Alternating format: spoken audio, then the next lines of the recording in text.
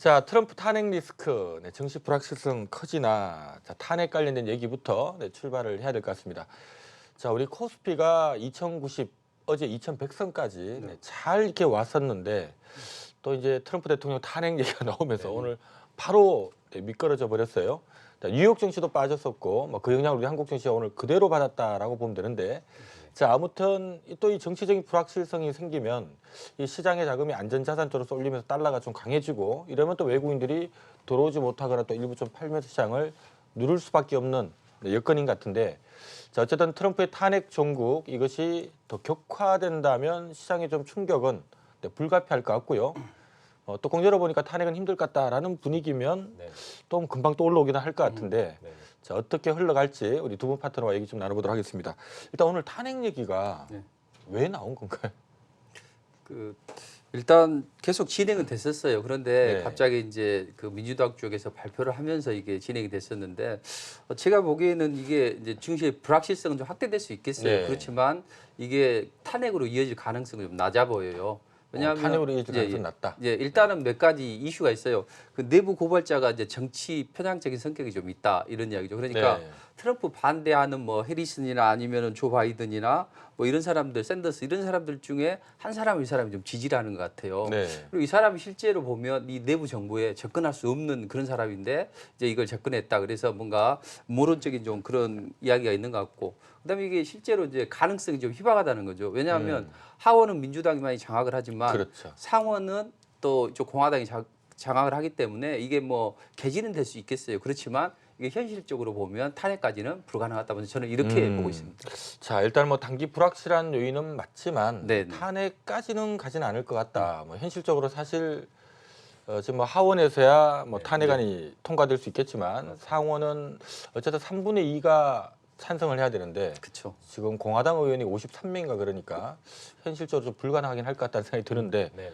어쨌든 시끄럽긴 시끄럽습니다. 오늘 맞습니다. 내용들 어떻게 보셨나요? 일단 이번에 트럼프 대통령의 탄핵 이슈는 우크라이나 대통령을 통화를 하면서 네. 일단은 그 상대편 민주당 대선 후보인 조 바이든 전 부통령의 부자, 그러니까 아들과 조 바이든 그 대통령 후보를 일단은 좀 조사해달라 이렇게 압박을 했는데 이제 민주당 입장에서는 그 미국의 대통령의 위치로 인해서 이것을 압력을 가한 거 아니냐. 즉 우크라이나 만약에 이렇게 우크라이나에서 조 바이든 부통령 부자에 대해서 조사를 안 한다면은 미국이 우크라이나에 대한 군사적 원조를 중단할 가능성이 있다. 네. 이런 식으로 좀 약간의 좀 압력 비슷한 것을 했다 이런 식으로 주장을 하면서 이제 하원 의장인 미국 민주당의 하원 의장이 일단은 이런 부분은 대통령의 지위로서 압력을 가한 부분이니까 이건 탄핵 대상이다 해서 탄핵 이슈를 끄집어냈습니다.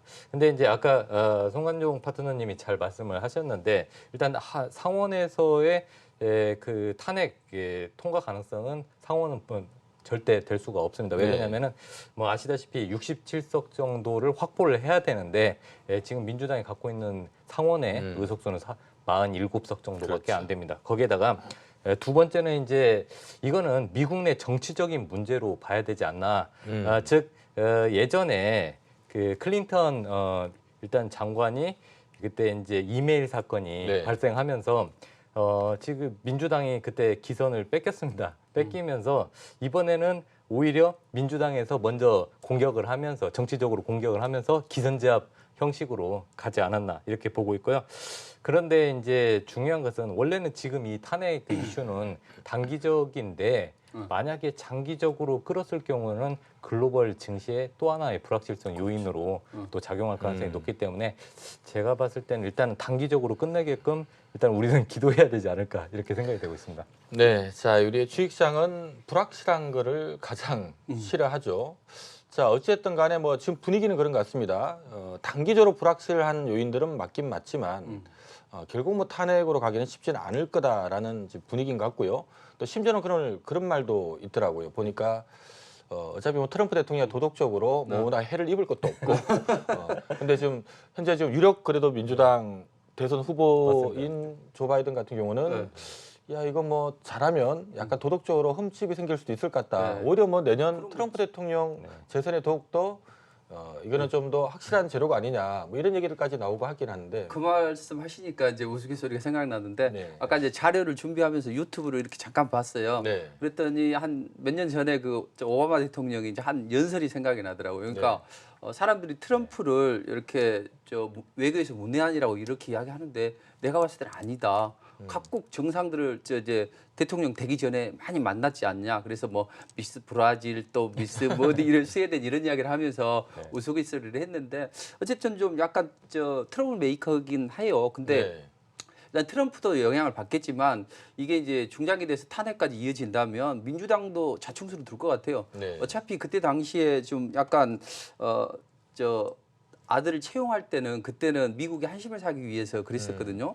물론 이 사람이 이제 10조 달러 이것을 10억 달러 대출 이야기를 하면서 그때 검찰총장이 그만두긴 했습니다. 그때 그렇죠. 분명히 그만두긴 했는데 물론 그 사실이 이제 이것 때문에 그런 게 아니라 우크라이나 입법부에서 이 사람을 이제 제의를 했다 이제 이런 이야기는 사실이긴 하지만 그래도 이게 계속적으로 문제가 되면 민주당에도 뭐 자충수가 될 수 있기 때문에 뭐 일단 서로 치고받고 하는 정도 아닐까 저는 이렇게 보고 있습니다. 자, 그래도 일단 지금 분위기를 보면은 어쨌든 트럼프 대통령 탄핵까지 가지는 않을 거다 현실적으로는 네네. 뭐 쉽지 않을 것 같다. 자, 이 얘기는 결국 또 지나 보면 이번 위기가 기회가 될 수도 있다는 얘기인데 네.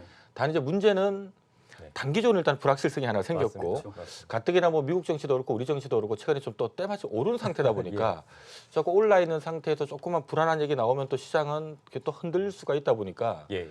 뭐 일단 일각에서는 그래도 과거에 이제 대선 후보들 이 탄핵 얘기 나올 때 맞습니다. 미국 정치 제법 많이 빠졌다 뭐 이런 얘기들을 하면서 이번에도 또 각오해야 된다 뭐 이런 얘기들도 사실 있거든요. 예, 예. 만약에 우리 정치에 영향을 준다면 네. 한 어느 선까지 네네. 좀 놔야 될까요?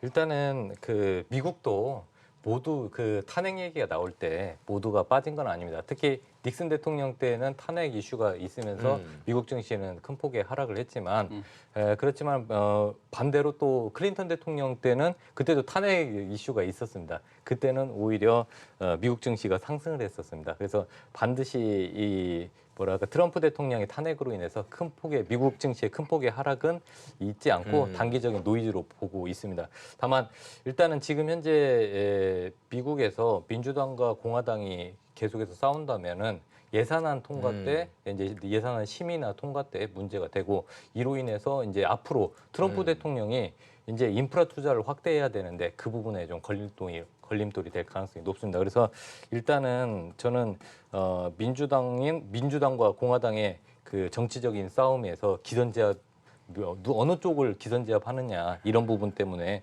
저는 종합적으로 봤을 때는 단기적인 노이즈로 보면서 만약에 밀린다면은 많이 밀린다 하면은 한 2,000포인트까지 2,000포인트까지 밀리지만은 거기서부터는 다시 반등하지 않을까 이렇게 생각이 되고 있습니다. 오히려 네. 저는 트럼프가 나중에 이게 장기화된다면 네. 국민들이 트럼프 쪽에 오히려 힘을 실어줄 수도 있을 것 같아요. 왜냐하면 지금 현재 국민들 여론조사 해보니까 로이터 통신이 한 52% 정도는 뭐 이게 크게 알지를 못하고 있거든요. 그리고 제가 보기에는 약간 내피셜한 이야기인데 네. 이 지금 트럼프가 이쪽 우크라이나를 견제를 하는 것은 뭐냐면 최근에 그 우크라이나 대통령이 당선이 됐는데 이 사람이 코미디언 출신이에요. 네. 그래서 정치적인 성향이 없어요. 근데 봤더니 자꾸 이제 이쪽에서 러시아 쪽을 뭐 자꾸 이제 좀 해보자 이런 이야기를 하는 것 같거든요. 그래서 실제로 최근에 보면 러시아하고 양자 협정이나 조약을 파기를 했어요. 얼마 전에. 그래서 러시아하고 좀 잘 이야기를 해보자 이렇게든요. 그러면 물론 러시아가 지금 이제 쪼개진 이후에 크게 힘을 못 쓰고 있긴 합니다. 그러나 국제유가가 지금 최근에 올라가잖아요. 그리고 네. 저는 국제유가가 이따 이야기를 하겠지만 좀 크게 좀 상승할 걸로 보고 있거든요. 그렇게 되면 역시 소련은 그동안 경제 재건을 위해서 좋은 호기로 작용할 수 있다는 거죠. 근데 미국 측면에서는 이걸 경제 재건으로 유가가 투입되면 안 되기 때문에 자꾸 러시아를 못 살게 굴여야 돼요. 그러려면 그게 우크라이나하고 카자흐스탄 네. 이 두 개를 자꾸 건드려서 이쪽에 러시아 힘이 분산되도록 이렇게 하고 이런 쪽에 국방비를 많이 쓰게끔 만들려는 전략이지 않는가. 그래서 트럼프가 이런 것들을 국민들을 설득을 한다면 지금 현재 국민들 관심사도 없고 그렇기 때문에 오히려 트럼프의 좋은 그게 재료가 될 수도 있겠다. 네. 이제 이런 생각까지도 해봅니다. 자, 요즘 아무튼 뭐 우리 한국 정치뿐만 아니라 이 전 세계 정치가 트럼프 대통령의 말 한마디 또 트럼프 대통령의 행동 하나하나에 계속 영향을 좀 받고 있는 것 같습니다. 그만큼 대단한 지금 영향력을 갖고 있다라고 봐야 되는데 자, 시장에서 또 이런 얘기도 좀 나오고 있더라고요. 예. 어쨌든 간에 10월 초에 지금 미중 고위급 회담 지금 예정이 돼 맞습니다. 있는데 네. 어쨌든 간에 이제 미국이 원하는 것과 중국이 원하는 것 절충안을 좀 찾아서 예. 좀 단계적인 스몰딜이 좀 나와줘야만이 정치에 좀 도움이 될 건데 지금 또 트럼프가 이렇게 또 탄핵 정국으로 빠지면 중국 입장에서는 예. 좀 잘 됐다. 예. 좀 약간 우리가 조금 세게 나가도 세게 못 들어올 것 같은 뭐 이러다 보면 또 약간 또 이게 또 노이즈가 생기지 않을까라는 얘기도 있는 것 같은데 네네. 이거는 어떻게 예. 걱정을 좀 해야 그 될까요? 부분에 대해서 트럼프 대통령의 오직 관심사는 재선입니다. 만약에 네. 재선이 안 되면 또 탄핵 이슈와 함께 그 전에 사건들까지 다시 부각이 되기 때문에 저는 외부적인 일을 빨리 끝내고 오히려 미중 무역 협상 같은 외부적인 일을 빨리 끝내고 오히려 내부적인 정치적인 이런 상황을 먼저 이제 해결하려고 할 것 같기 때문에 저는 미중 무역 협상은 오히려 스몰딜이 아니라 빠른 이제 그 무역 협상을 전면적으로 빨리 진행하지 않을까 오히려 더 저는 호기라고 보고 있습니다. 자, 앞서 그래도 우리 그 박찬욱 파트너께서는 그래도 이게 조금 심각하게 나가면 뭐 2050개국 한 2000선 초입까지도 한번 미뤘다가 올라올 수도 있다라는 얘기를 주셨는데 그까지도 일단 열어놨다는 얘기거든요. 좀 무섭긴 한데 어느 정도까지 혹시? 저는 지금 어차피 그 내일인가요? 뭐 저 녹취록 공개를 한다고 했잖아요. 네. 그렇게 되면 일단 한 이번 주에는 이제 좀 조정을 좀 받고 일단 다음 주에는 반등을 좀 시도할 것 같아요. 근데 저는 이제 이번이 문제가 아니라 앞으로 추세적으로 미국 경기가 이제 살아나냐 마냐 이제 이런 차원에서 보면 크게 봤을 때는 이제 우리가 그런 것까지도 염두를 해야 되겠지만 이번 문제 가지고는 크게 영향은 없다고 봐요. 그리고 지금 이제 트럼프가 저는 오히려 꽃놀이패를 가지고 있지 않는가 이렇게 보고 있거든요. 왜냐하면 중국하고 문제에서 저도 우리 김 대표님 말씀처럼 스몰딜 정도는 가능할 걸로 보고 있어요. 그렇지만 이제 중국은 많이 급해진 거죠. 지금 두 가지 문제가 있잖아요. 네. 하나는 식량난, 아프리카 네. 돼지열병으로 인해서 또 겨울이 오고 하면은 더 문제가 되겠죠. 그리고 국제유가가 지금 2015년부터 시작을 해서 미국을 앞질렸거든요. 수입을 하는 게. 네. 그렇게 되면 지금 유가 상승으로 인해서 물가 상승 불가피하다는 이야기죠. 근데 지금 주로